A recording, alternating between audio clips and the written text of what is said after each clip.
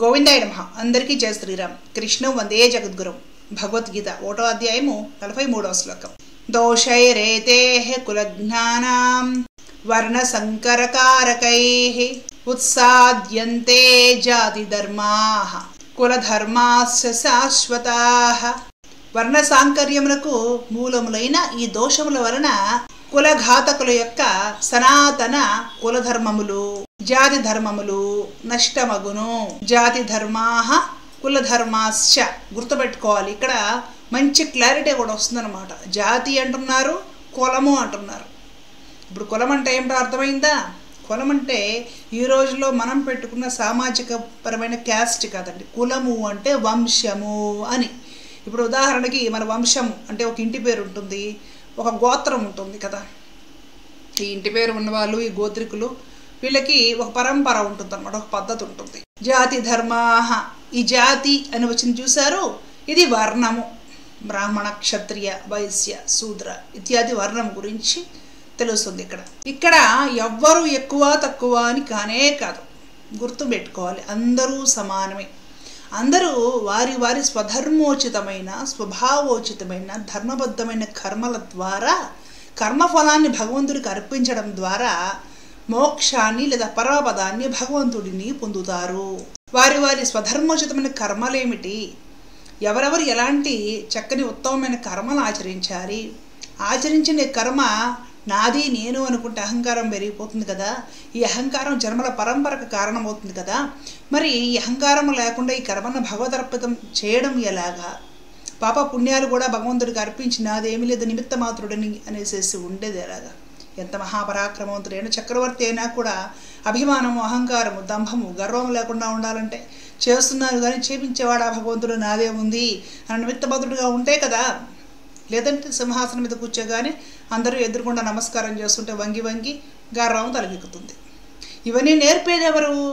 ఎలా పడితే అలాగా మగవారు లేక స్త్రీలలో విశృంఖలత్వం పెరిగిపోయి, లేదా స్త్రీలు పాపం భయంగా దాంకుని ఉన్న పరాయి వాళ్ళు చీడ్చుకుపోయి, వ్యభిచారం జరిగి, గర్భధారణ జరిగి, వర్ణ సాంకర్యం జరిగి ఎవరు పడితే వాళ్ళు పుట్టి, వాళ్ళకు ఒక పద్ధతి లేదు, పాడు లేదు, సదాచారం లేదు, ధర్మము తెలియదు. ఎవరు ఈడ్చుకుపోయారు? ఈ శత్రువులు, ధర్మానికి విరోధులు. వాళ్ళ పద్ధతులే వీళ్ళు పాటిస్తారు.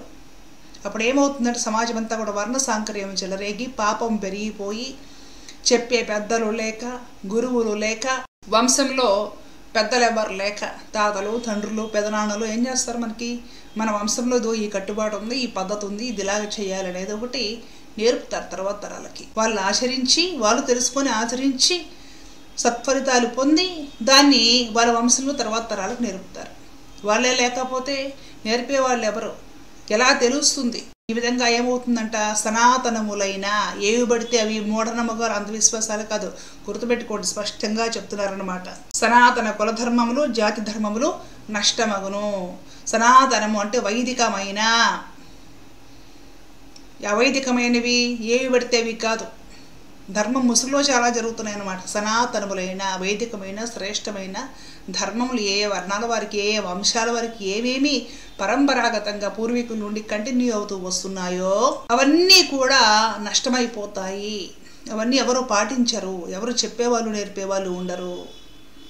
అలాగే జాతి ధర్మములు, రకరకాల జాతులలో ఉండే సనాతనములైన ధర్మములు ఏవైతే ఉంటాయో, ఎవరు ఏ ఏ విధానాల ద్వారా తరిస్తారు, లేకపోతే ఏ ఏ స్వధర్మములు ఆచరించడం వలన తరించగలుగుతారు, ఏ పద్ధతిలో ఆచరించాలి, కారణం ఏమిటి, ఎందుకోసం, ఏం పొందడం కోసం, ఈ వివరాలన్నీ కూడా చెప్పేవాళ్ళు లేనప్పుడు, విశృంఖలత్వము, విచ్చలవిడితనం బాగా పెరిగిపోయినప్పుడు, బరితెగింపు ఎక్కువైపోయినప్పుడు, ఎవరు ఇష్టారాజ్యంగా వారు ప్రవర్తిల్లుతారు, సమాజమునందు సాంకర్యములు, అల్లకల్లోలములు, అలాగే విపరీతమైన లేదా దురదృష్టకరమైన పరిణామాలు పెచ్చు పెరిగిపోతాయి.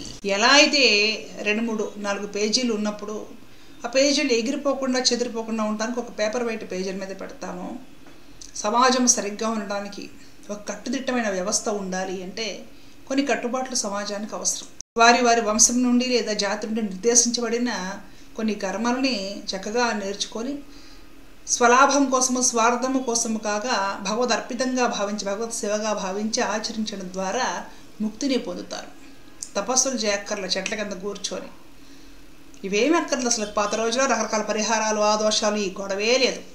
ఈ రోజుల్లో ఈ దోషాలు, పరిహారాలు, ఈ గొడవ అంతా పొట్టకోటి కోసం అనేసి చేస్తున్న ప్రచారాలు చాలామంది. భగవద్గీతలో లేవే. ఏదో జరిగిపోతుందని భయపెట్టడం, అక్కడ వరగతండి, ఇక్కడ వరగతండి, వేలు తీయండి, లక్షలు తీయండి. ఇక్కడ అర్జునుడు ఏం చెప్తున్నాడో చూడండి. చక్కగా ఒక పరంపరను అనుసరించి మనుషులు నడుచుకుంటూ ఉంటే ఆ పరంపరను అలాగే పాటించాలి, మధ్యలో బ్రేక్ చేయకుండా. పాటించాలంటే పెద్దలు ఉండి వారు ఆచరించి తర్వాత తరాలకి లేదా పిల్లలకి బోధించాలి. వాళ్ళు కూడా ఆ మార్గంలో ఆచరించే విధంగా ప్రయత్నం చేయాలి. వీళ్ళందరూ లేకుండా పోయినప్పుడు, యుద్ధంలో వీళ్ళందరూ పోయినప్పుడు ఇక బాలురు, మహిళలు మిగులుతారు కదా. మహిళలను చేరబడతారు. ఎవరు పడితే వాళ్ళు పుడతారు. నేర్పేవాళ్ళు, చెప్పేవాళ్ళు, పాటించేవాళ్ళు ఎవ్వరూ ఉండరు. సమాజంలో వ్యభిచారము, దుర్మార్గములు, అల్లకల్లోలములు, సాంకర్యములు, విపరీతములు మొత్తం పెరిగిపోయి దేశంతో పాటు లోకము అల్లకల్లోలమైపోతుంది. స్పష్టంగా తేల్చిపడేశాడు అర్జునుడు. ఇంకా ముఖ్యంగా తెలుసుకోవాలి, ప్రత్యేకించి మహిళలు ఇక్కడ కట్టుబాట్లు లేదా పరంపరగా వస్తున్న ఈ ధర్మము ఏదైతే ఉందో ఇదేమిటి అంటే, మా ఇంట్లో కలసం పెట్టే ఆనవాయితీ లేదు, మా ఇంట్లో పలానా పూజ చేసే ఆనవాయితీ లేదు, లేకపోతే మా ఇంట్లో కొబ్బరికాయ కొట్టే ఆనవాయితీ లేదు. ఇవి కాదండి. ఇవన్నీ ప్రాంతీయ ఆచారాలు. ప్రాంతీయంగా ఏవో పెట్టుకొని ఆ విధంగా పాటించుకుంటూ వస్తారన్నమాట. ఇక్కడ ధర్మములు అంటే సనాతన ధర్మం అయిన కుల ధర్మములు, జాతి ధర్మములు అంటే ఎవరు ఎలా ప్రవర్తించాలి అనే ఒక అనుశాసనం అన్నమాట. ఒకటి నేర్పడం, నడవడిక నేర్పడం. మహిళలు ఎలా ప్రవర్తించాలి, వివాహం చేసుకోవాలంటే ఎవరిని చేసుకోవాలి, ఎవరితో పడితే వాళ్ళతో వెళ్ళిపోవచ్చా, ఎవరిని పడితే వాళ్ళని ప్రేమించవచ్చా, గర్భధారణ ఎందుకు చెయ్యాలి, వివాహం అయిన తర్వాత దాంపత్యం ఎలా ఉండాలి, పిల్లల్ని ఎలా కనాలి, ఎందుకు భర్తతోటే కనాలి, వాళ్ళని ఎలా పెంచాలి, భయము ఒక హద్దు అదుపుతోటి ఆరంభంలో పెంచుకురావాలి.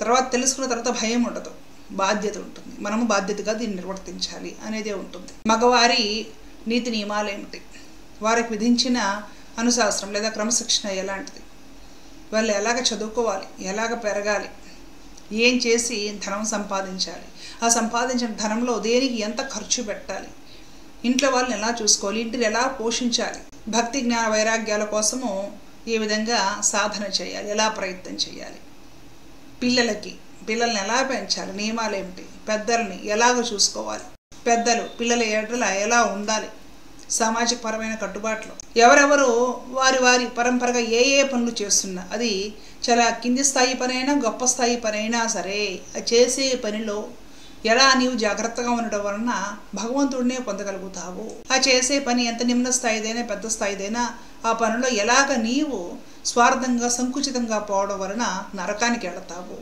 జన్మల పరంపర పెరిగిపోతుంది, పాపం పెరిగిపోతుంది. ఇవన్నీ కూడా కులధర్మాలు లేదా జాతి ధర్మాల కిందకు వస్తాయి.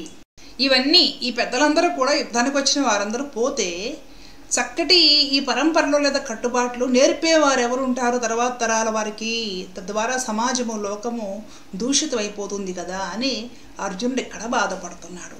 సనాతన ధర్మము అంటే అదే ఒక జీవన విధానము. గుర్తుపెట్టుకోవాలి, ఈ భూమి మీదకి వచ్చిన తర్వాత ఎవరి బాధ్యతలు ఏమిటి, ఎవరి కర్తవ్యాలు ఏమిటి, ఎవరు ఏం నిర్వర్తించాలి, వీటి గురించి ఆలోచన చేయాలి తప్ప నాకేమొస్తుంది, నాకేం ఉపయోగము, ఎదుటి వాళ్ళని ఎలా వాడేద్దాము, ఎదుటి వాళ్ళని ఎలా మన స్వలాభం కోసం ఉపయోగపెట్టుకుందాము, ఇలాంటి స్వార్థ సంకుచిత ఆలోచనలకు సనాతన ధర్మంలో స్థానం లేదు. అలాగే ఈ అంధవిశ్వాసాలు లేదా మూఢనమ్మకాలకు ప్రాంతీయంగా ఏదో ఒకప్పుడు మంచిగా ఉంటుంది కదా అని కొన్ని ఆచారాలు పెట్టుకొని అది ఆచారాల పేరుతోటి ఇప్పుడు అవసరం లేకపోయినా సరే బలవంతంగా బండరాయిని తిని పెట్టినట్టుగా మీరు పాటించాల్సిందే, లేకపోతే ఏదో కీడు సంభవిస్తుందని ఒక విధమైన ప్రచారాలు, ఇవన్నీ కూడా సనాతన ధర్మానికి విఘాతం కలిగించే. గుర్తుపెట్టుకోవాలి. ఈ రోజుల్లో ఇది బాగా లుప్తమైపోయింది, లోపించింది. సనాతన ధర్మం అనేది ఒక జీవన విధానం అయితే దాన్ని కాస్త ఎక్కడ తీసుకొచ్చారంటే దీపంలో వత్తులు ఎన్ని వేయాలి, కుంకుమ బొట్లు ఎన్ని పెట్టాలి, ఫోటోలకు పసుపు ఎంత రాయాలి, పూజ గదిలో ఫోటోలు ఎన్ని ఉండాలి, ఏ దిక్కులు ఉండాలి, ఇదో ఈ చుట్టూనే భూమి గుండ్రంగా తిరిగినట్టు ఇక్కడే తిరుగుతూ ఉంటుంది సనాతన ధర్మం అంతా కూడా. ఈ స్థితికి వచ్చేసాయి. అపోహలు, అజ్ఞానము, సందేహము, భయాందోళనలు పెరిగి ఇవేమీ కాదు. సనాతన ధర్మం అనేది ఒక జీవన విధానము. ఇక ముందు శ్లోకాల్లో కూడా వివరాలన్నీ వస్తాయి, చక్కగా తెలుసుకునే ప్రయత్నం చేద్దాం. ధర్మో రక్షత రక్షత. జయ శ్రీరామ్. కృష్ణార్పణ.